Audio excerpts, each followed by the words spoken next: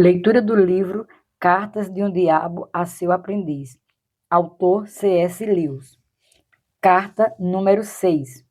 Meu querido Vermelindo, fiquei satisfeito de saber que a idade e a profissão de seu paciente tornam possível, embora não garantam que ele seja convocado para o serviço militar. Gostaríamos que ele ficasse num completo estado de incerteza, de modo que a sua mente fique cheia de imagens contraditórias do futuro, sendo que cada uma delas desperte nele esperança ou medo. Não há nada mais eficaz o suspense e a ansiedade para bloquear a mente humana contra o inimigo. Ele quer que os homens fiquem preocupados com o que fazem. Nosso negócio é fazer com que fiquem constantemente pensando sobre o que vai acontecer com eles. É claro que o seu paciente já terá se convencido de que precisa se submeter com paciência à vontade do inimigo. O que o inimigo quer dizer com isso é essencialmente que ele deve aceitar com paciência a tribulação que lhe sobreveio, a ansiedade e o suspense atuais. É sobre isso que ele deve dizer: seja feita a tua vontade, e pela tarefa diária de suportar isso, que o pão de cada dia será providenciado. O seu negócio é garantir que o paciente nunca pense no medo presente como a cruz que lhe foi designada, mas apenas nas coisas que o deixam temeroso. Deixe-o considerá-las como sendo as suas cruzes. Não o deixe pensar que, já que são incompatíveis, elas não podem todas acontecer com ele, e faça-o praticar a coragem e a paciência em relação a elas, mesmo antes de acontecerem. Porque uma resignação real, ao mesmo tempo, para com uma dúzia de situações diferentes e hipotéticas, é quase impossível, sendo que o inimigo não ajuda muito aqueles que tentam ficar nesse estado de conformação. A resignação ao sofrimento presente e real, mesmo quando esse sofrimento consiste basicamente no medo, é mais cômoda e geralmente é auxiliada por essa ação direta. Há uma lei espiritual importante envolvida aqui. Expliquei que você pode enfraquecer as orações do seu paciente, desviando a atenção dele do inimigo em si, para atentar sobre os seus próprios estados mentais em relação a ele.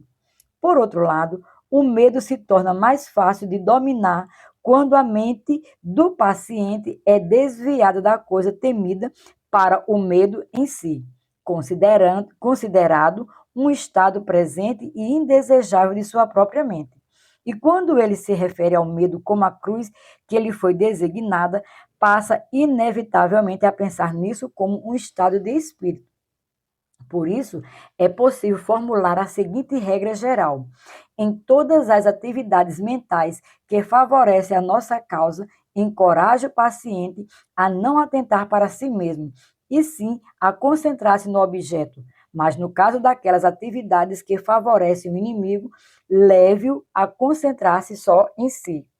Faça com que um insulto ou o corpo de uma mulher prendam tanto a atenção dele no objeto que ele não chegue a pensar algo como: estou entrando agora em um estado chamado raiva, ou no estado chamado luxúria. Em contrapartida, faça-o refletir em termos como: agora meus sentimentos estão se tornando mais puros ou mais generosos. E então, fixe a sua atenção dentro dele, mesmo para que não consiga mais olhar para além de si, a ponto de enxergar nosso inimigo ou seu próximo. Com relação à atitude mais genérica dele em relação à guerra, você não deve confiar demais naqueles sentimentos de ódio que os humanos estão muito interessados em discutir nos periódicos cristãos ou anticristãos. Em sua angústia, o paciente pode, é claro, sentir-se encorajado a retaliar por meio de alguns sentimentos vingativos direcionados aos líderes germânicos, e isso, até certo ponto, é bom, mas se trata normalmente de um tipo de ódio melodramático ou mítico direcionado a bodes expiatórios imaginários. Ele nunca topou com tais pessoas na vida real. Elas são figuras leigas, moldadas a partir do que ele extrai dos jornais. Os resultados desses ódios fantasiosos são muitas vezes os mais decepcionantes, e dentre todos os seres humanos, os ingleses são, com respeito a isso, os mais deploráveis fracotes. São criaturas daquele tipo miserável que proclamam em alta voz que a tortura seria pouco para os seus inimigos, mas logo em seguida oferecem chá e cigarro ao primeiro piloto alemão ferido que aparece na porta dos fundos. Faça você o que fizer, sempre haverá alguma benevolência, bem como alguma malícia na alma do seu paciente. O negócio é direcionar a malícia para os seus vizinhos, com quem ele topa todos os dias, e transferir sua benevolência a circunstâncias remotas, dirigindo-a a pessoas que ele não conhece.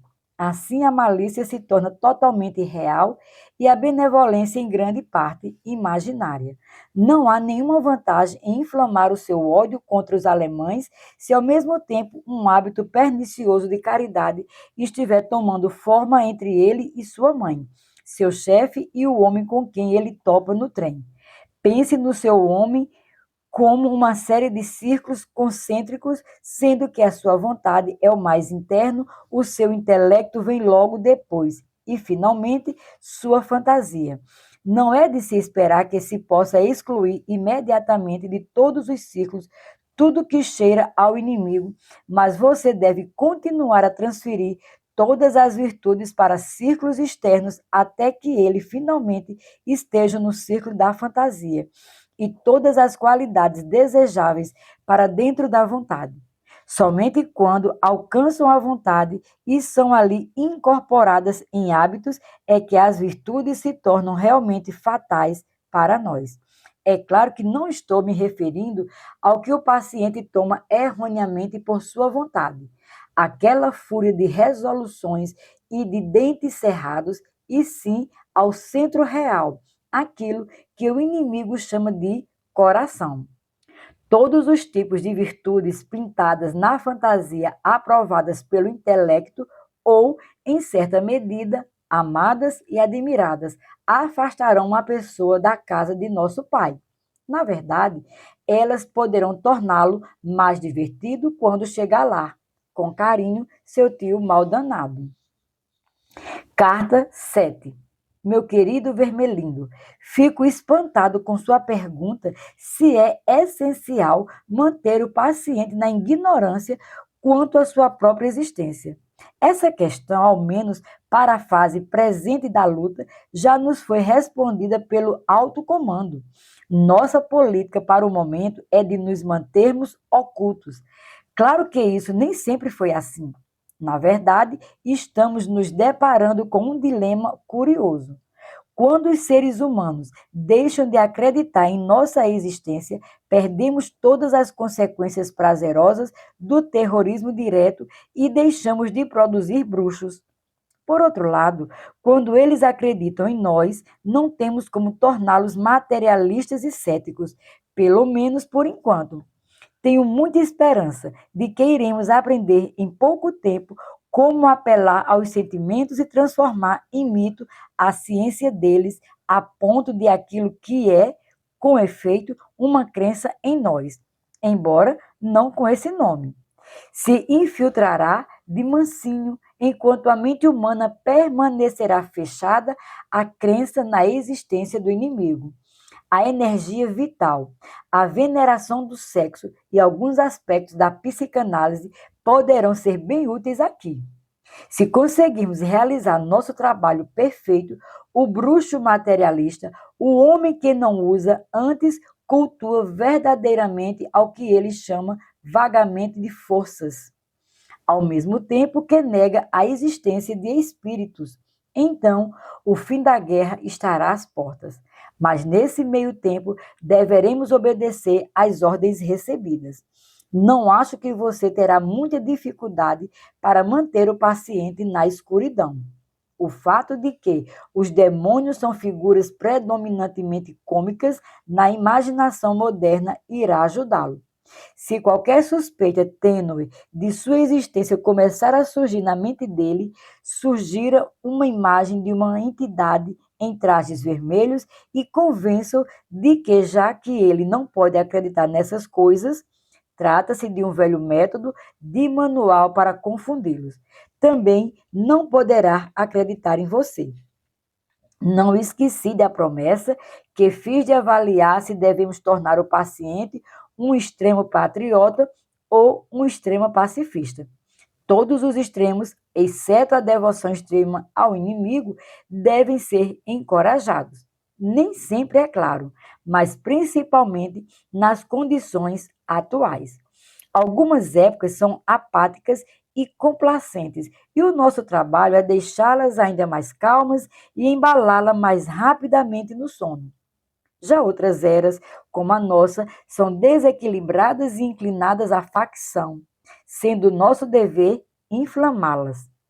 Qualquer ciclo de pessoas reunidas por algum interesse desprezado ou ignorado por outras tende a se desenvolver em um caldeirão de admiração mútua e também a gerar uma grande quantidade de vaidade e ódio para com o mundo exterior, os quais são alimentados sem nenhum pudor, tudo pela causa, que é seu patrocinador e é considerada impessoal. Isso é assim mesmo quando o pequeno grupo existe originalmente para os propósitos próprios do inimigo. Queremos que a igreja permaneça pequena, não apenas para que menos pessoas possam conhecer o inimigo, mas também para que aqueles que o conhecem possam adquirir a intensidade inquietante e o falso moralismo defensivo de uma sociedade secreta ou de uma panelinha. É claro que a igreja em si é defendida com veemência, portanto, não tivemos ainda sucesso em dar a ela todas as características de uma facção. Mas facções subordinadas dentro dela muitas vezes produzirão resultados admiráveis da parte de Paulo e Apolo em Corinto, até o baixo e o alto clero da igreja anglicana. Se o seu paciente puder ser induzido a se tornar um contestador consciente, ele automaticamente se identificará como um membro de uma sociedade pequena, organizada, impopular, mas com voz ativa, e os efeitos disso sobre alguém tão recém-chegado ao cristianismo quase sempre serão positivos, mas apenas quase. Será que essa pessoa já teve sérias dúvidas sobre a legalidade de servir em uma guerra justa antes da atual ter começado? Será que ele é um homem de grande coragem física, tão grande que não terá quaisquer dúvidas sobre os reais motivos de seu pacifismo? Será que quando estiver bem perto da honestidade, nenhum humano jamais estará muito perto? Ele vai se sentir completamente convencido de que agiu plenamente impulsionado pelo desejo de obedecer ao inimigo? Se ele for esse tipo de homem, é provável que o seu pacifismo não nos faça muito bem, e o inimigo irá provavelmente protegê-lo das consequências usuais de pertencer a uma facção. Sua melhor estratégia nesse caso seria tentar provocar uma crise súbita, confusa e emocional, da qual pudesse emergir como um convertido irrequieto em prol do patriotismo. Esses fatores geralmente são manipuláveis, mas se ele for o homem que eu penso que é, tente o pacifismo. No entanto, seja qual for a seita que ele adotar, sua tarefa principal será a mesma. Comece por fazê-lo tratar o patriotismo ou o pacifismo como parte de sua religião. Depois, deixe-o sob a influência do espírito partidário, chegar a se referir a isso como a parte mais importante. Depois, silenciosa e gradativamente, cuide para que ele alcance um estágio em que a religião se torne meramente parte da causa, em que o cristianismo passe a ser valorizado, principalmente em razão dos argumentos excelentes que é capaz de produzir em favor do esforço britânico em prol da guerra ou do pacifismo. A atitude da qual você deseja se proteger é aquela na qual os assuntos temporais são tratados essencialmente como matéria de obediência. Uma vez que você tenha feito do mundo um fim e da fé um meio, terá quase conquistado o seu homem. E faz muito pouca diferença que o tipo de fim mundano ele esteja perseguindo, desde que os encontros, as panfletagens, as políticas, os movimentos, as causas e as cruzadas importem mais para ele do que as orações, os sacramentos e a caridade. Ele será nosso. E quanto mais religiosos nesses termos forem os homens, mais seguramente os teremos em nossas mãos. Há jaulas repletas de gente desse tipo aqui embaixo. Com carinho, seu tio Maldanado. Carta de número 8. Meu querido Vermelindo, então quer dizer que você nutre grandes esperanças de que a fase religiosa do seu paciente esteja defiando, não é? Eu sempre achei que a academia de treinamento havia chegado ao fundo do poço desde que empossaram o velho Remeleca como diretor, mas agora tenho certeza. Será que ninguém nunca lhe contou sobre a lei da ondulação? Os seres humanos são anfíbios, em partes animais, em parte espírito. A insistência do inimigo em produzir tal híbrido revoltante foi um dos fatores determinantes para o nosso pai retirar o seu apoio a ele. Como espíritos, eles pertencem à eternidade, mas como animais, estão fadados à temporalidade. Isso significa que, enquanto seu espírito pode ser direcionado para um objeto eterno, seus corpos, suas paixões e suas imaginações estão em constante mudança, pois mudar significa estar inserido na temporalidade. Eles experimentam a constância apenas em meio à ondulação, o retorno repetitivo a um nível do qual frequentemente se desviam uma série de altos e baixos. Se você tivesse observado seu paciente cuidadosamente, teria visto essas ondulações em todos os aspectos de sua vida. Seu interesse pelo trabalho, sua afeição pelos amigos, seus apetites físicos, todos têm seus altos e baixos. Enquanto o seu humano viver sobre a Terra, os períodos de riqueza e vivacidade emocional e física se alternarão com períodos de entorpecimento e de pobreza. A aridez e o tédio que seu paciente está passando agora não são como você entusiasticamente supõe, obra sua. Eles são meramente um fenômeno natural que de nada nos servirá se não soubermos tirar vantagem disso. Para decidir qual é a maior vantagem que se pode tirar, você deve perguntar o que o inimigo pretende fazer com isso, e então fazer o oposto.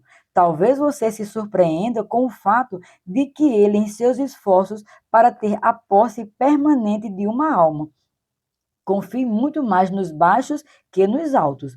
Alguns dos seus filhos prediletos passaram por vales e depressões maiores e mais profundos do que qualquer pessoa.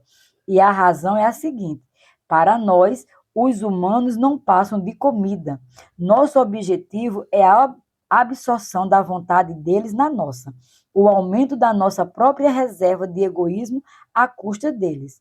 Mas a obediência que o inimigo demanda dos seres humanos é algo bem diferente. Deve-se encarar o fato de que toda aquela conversa sobre o seu amor pelos homens e a liberdade perfeita que vem de se entregar e dedicar-se a ele não é mera propaganda. Como se poderia de bom grado acreditar, e sim uma verdade aterrorizante?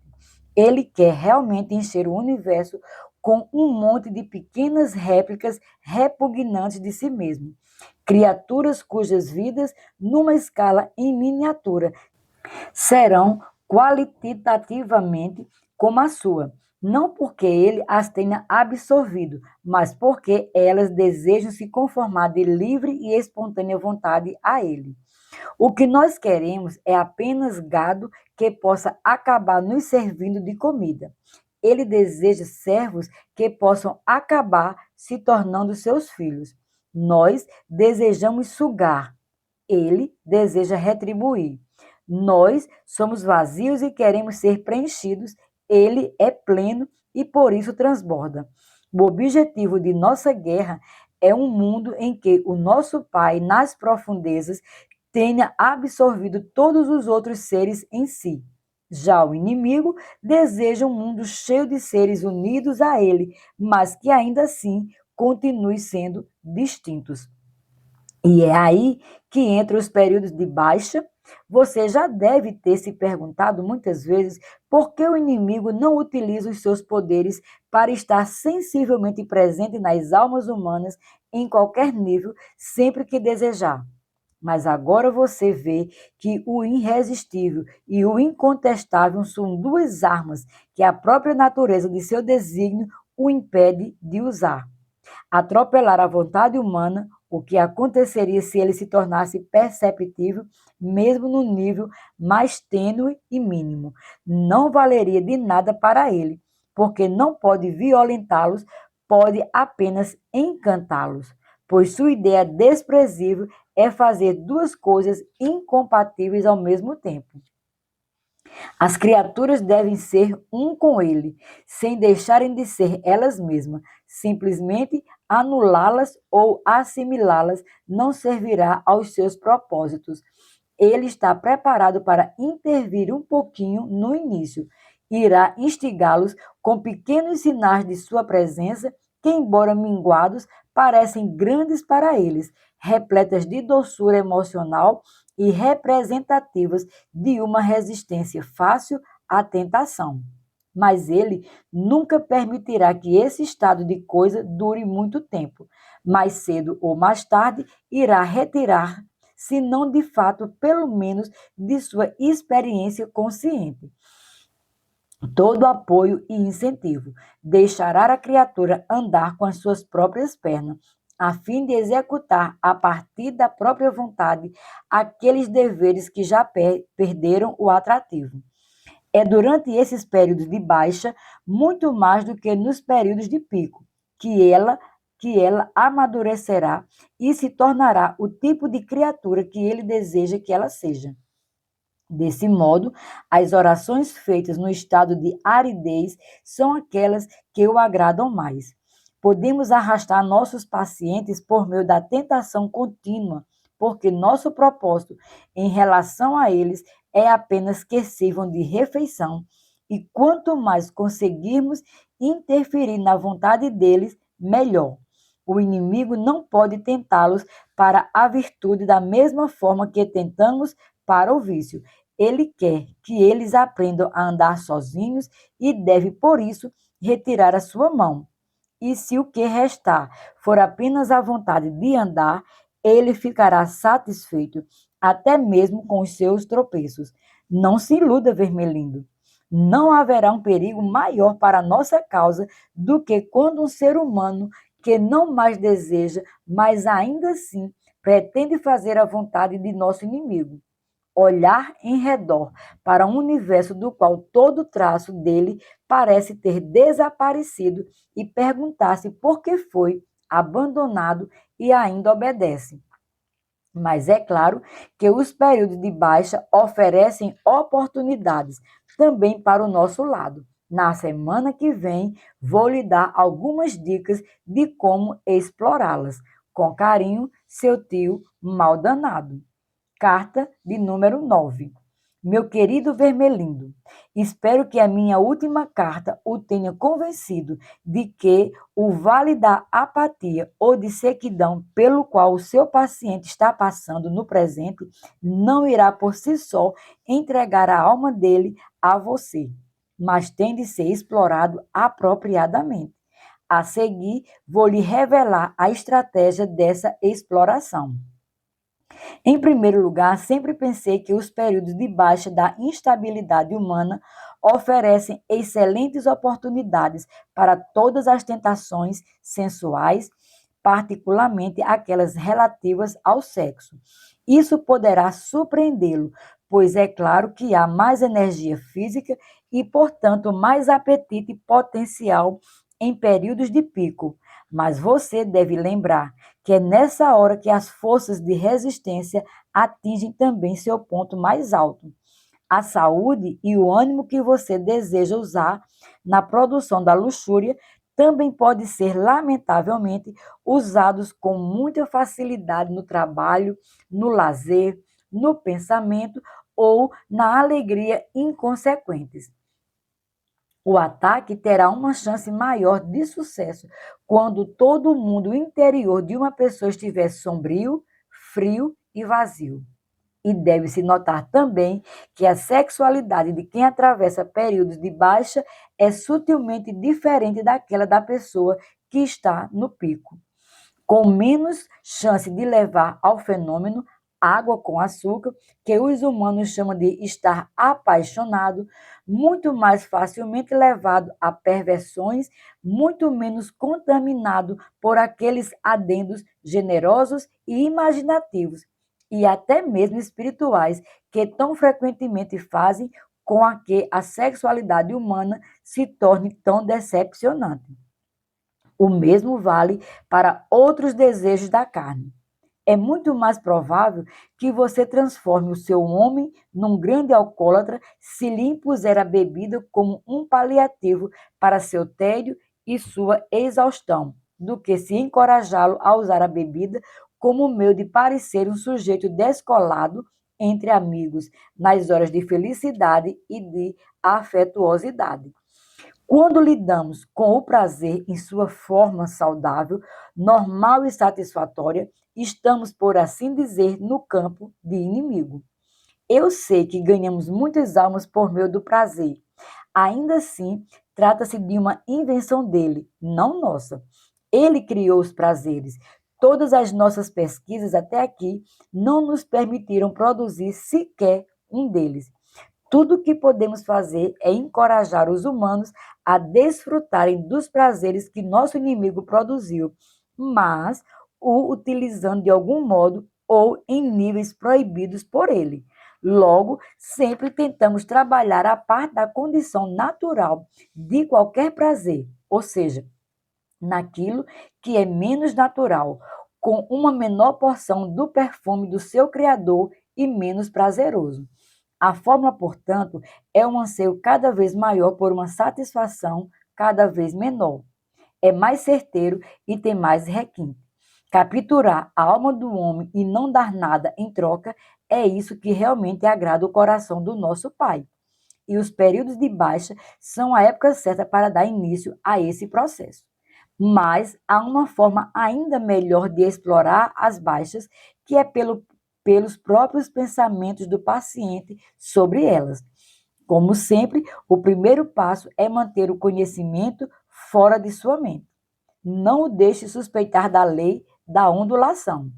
Faça-o presumir que a euforia inicial de sua conversão era para ter durado, que deveria ter se perpetuado para sempre, e que a aridez que ele está sentindo agora é uma condição permanente. Uma vez que tenha fixado bem essa concepção equivocada na cabeça dele, você poderá proceder de várias formas. Tudo dependerá de o seu homem ser do tipo que se desmotiva fácil, alguém que pode ter, aliás, alguém que pode ser tentado ao desespero, ou do tipo que se ilude fácil, que pode ser convencido de que tudo está bem. O primeiro tipo está se tornando raro entre os humanos. No caso de o seu paciente pertencer a esse tipo, tudo será mais fácil e você terá apenas de mantê-lo longe do caminho de cristãos experientes. Uma empreitada relativamente fácil, para direcionar a sua atenção às passagens apropriadas das Escrituras e depois fazê-lo trabalhar no projeto desesperado de recuperar os seus velhos sentimentos por pura força de vontade. Então, o jogo estará ganho. Se ele for do tipo mais esperançoso, o seu trabalho será fazê-lo submeter-se à frieza atual de sua alma e se contentar gradualmente com ela, persuadindo a si mesmo de que, no fim das contas, não é tão fria assim. Em uma semana ou duas, você o deixará em dúvida se os primeiros dias do seu cristianismo não foram, talvez, um pouco exagerados. Fale com ele sobre a moderação em todas as coisas. Se conseguir levá-lo a ponto de pensar que a religião é boa só até certo ponto, você sentirá enorme satisfação, tendo em vista que uma religião moderada é tão interessante para nós quanto religião nenhuma, e mais divertida. Outra possibilidade é o ataque direto à fé. Uma vez que você o tenha levado a pensar que o período de baixa é permanente, não seria o caso de persuadi-lo igualmente de que a sua fase religiosa vai passar da mesma forma que todas as fases anteriores? É claro que não há forma concebível de chegar pela razão da proposição. Estou perdendo interesse por isso, para a proposição. Isso é falso. Mas, como eu disse antes, é no jargão, não na razão, que você deve confiar. A mera palavra fase, muito provavelmente, vai dar conta desse truque. Eu presumo que ele já tenha passado por várias fases antes. Todos eles passam. E que ele sempre se sinta superior e paternal em relação àquelas das quais saiu ileso. Não por seu senso crítico, mas simplesmente porque estão no passado. Tenho certeza de que você está mantendo bem alimentado com ideias nebulosas sobre progresso, desenvolvimento e ponto de vista histórico, e de que ele esteja dando muitas biografias modernas para ler.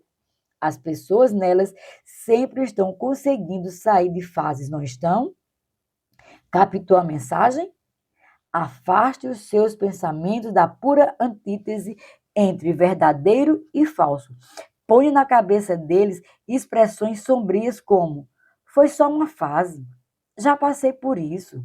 E não esqueça da palavra mágica, adolescência. Com carinho, seu tio Maldanado. Carta 10. Meu querido Vermelindo, são maravilhosas as notícias trazidas por Viltrapassa, que o seu paciente fez amizades novas e muito desejáveis, e que você parece ter se aproveitado desse acontecimento de maneira realmente promissora. Imagino que o casal de meia-idade que ligou para o escritório dele seja bem o tipo de gente que queremos que ele conheça. Rica, esperta, superficialmente intelectual e promissoriamente cética em relação a tudo no mundo. Entendo que eles sejam até um tanto pacifistas, não por motivos morais, mas por um hábito arraigado de desprezar qualquer coisa que diga respeito à grande massa de seus semelhantes e de uma pitada de comunismo puramente literário e da moda. Isso é excelente. E você parece ter tirado grande vantagem da vaidade social, sexual e intelectual do seu paciente. Conte-me mais. Ele chegou a um comprometimento mais sério com eles? Não me refiro às palavras usadas. Existe um jogo sutil de olhares, tons e riso pelos quais um mortal demonstra que finge partilhar dos mesmos hábitos que aqueles com quem está conversando. Esse é o tipo de traição de que você deve encorajar, especialmente porque o homem em si não se dá conta dela. E no momento em que age assim, terá dificuldade de se desassociar dela. Sem dúvida, ele não demorará a perceber que a sua própria fé está em oposição direta aos pressupostos sobre os quais se baseia toda a conversa dos seus novos amigos. Eu não creio que isso faça muita diferença, desde que você possa persuadi-lo a postergar qualquer reconhecimento aberto desse fato. Isso será fácil de fazer com a ajuda da vergonha, do orgulho, da modéstia e da vaidade.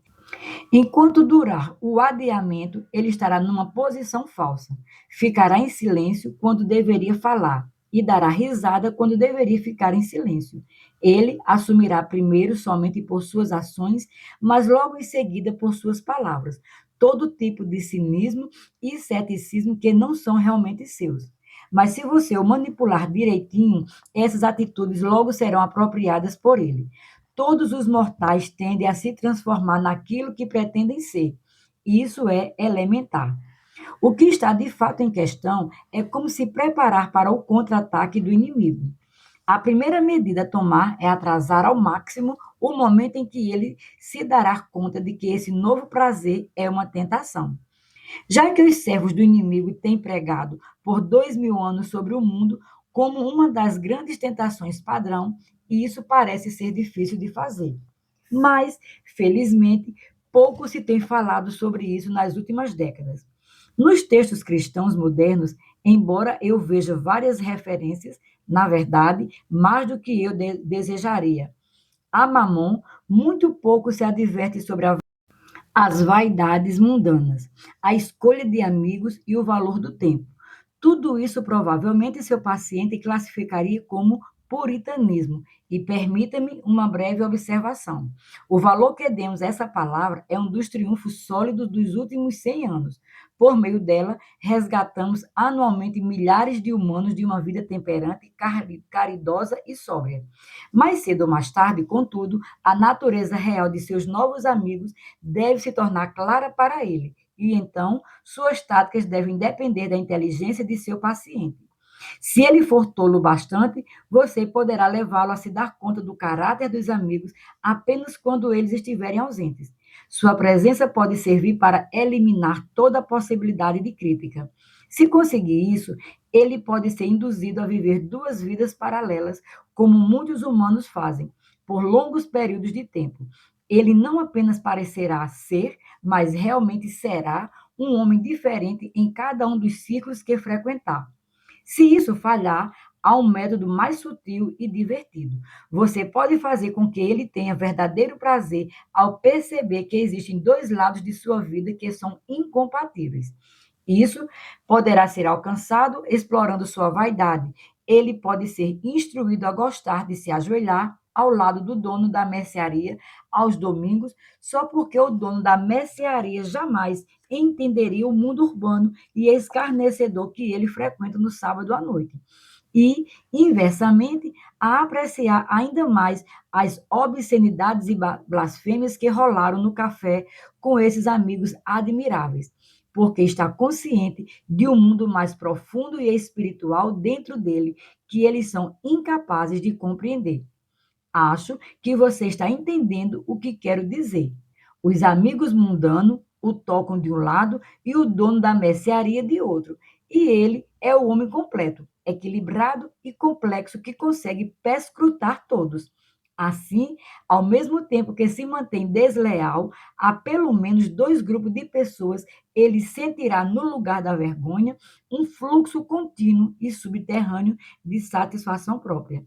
Finalmente, se todo o resto falhar, você poderá persuadi-lo numa violação à própria consciência a continuar a ter novas amizades com base no raciocínio de que ele está, de forma não especificada, fazendo bem a essas pessoas pelo mero fato de compartilhar sua bebida e de rir de suas piadas, e que deixar de fazer isso seria excessivo, intolerante e, é claro, puritano. Nesse meio tempo, é claro, você deverá tomar as medidas de precaução adequadas para que esse novo projeto o induza a gastar mais do que pode e a negligenciar o seu trabalho e sua mãe. A surpresa e a inveja dela, além da ambiguidade ou da brutalidade de suas reações, serão inestimáveis para o agravamento da tensão doméstica. Com carinho, seu tio Maldanado. Carta 11. Meu querido Vermelindo, tudo está indo maravilhosamente bem.